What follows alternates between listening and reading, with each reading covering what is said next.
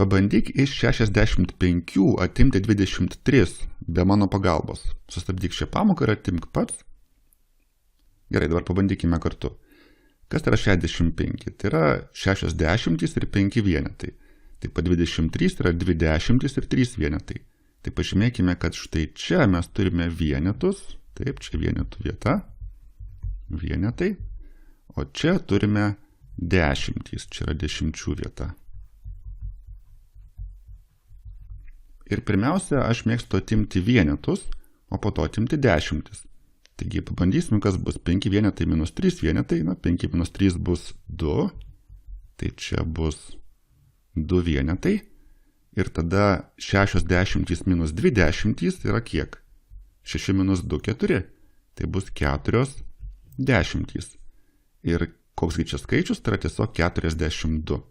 Nors atrodo buvo labai lengva čia atimti, yra svarbu suprasti, ką mes padarėm. Tai kad būtų visiškai aišku, aš perrašysiu, kad 65 tai yra 60 plus 5 vienetai, taip, plus 5 vienetai. Ir iš to mes atėmėm ką? Atėmėm, vadinasi, minus, atėmėm 2 dešimtis ir dar atėmėm kiek vienetų? 3 vienetus, taip? Minus 3 vienetai. Vienetai. Štai. Ir kaip mes tą paskaičiavom skirtumą? Tai mes iš 5 vienetų pirmiausia atėmėm 3 vienetus, gavome 2 vienetus, nes 5 minus 3 yra 2. 2 vienetai. Ir tada iš 60 atėmėm 2 dešimtis. 6 minus 2 yra kiek? Tai yra 4. 4 dešimtys. Štai. Ir čia žinoma yra pliusas. Ir 4 dešimtys plus 2 vienetai yra nekas kita kaip 42. Ir jei kada girdėsi žodį skirtumas, tai tiesiog turėk omeny, kad skirtumas paprasčiausiai yra tai, ką gauni atėmęs 2 skaičius. Tai yra tarsi skirtumas tarp šių dviejų skaičių. Ir čia aš pažymėsiu, kad 42 šiuo atveju yra skirtumas. Tai yra tas pats, kas paimčiau, pavyzdžiui, savo ūgį ir savo brolio ūgį. Mano brolis yra už mane 5 cm žemesnis. Vadinasi, skirtumas tarp mūsų dviejų yra 5 cm.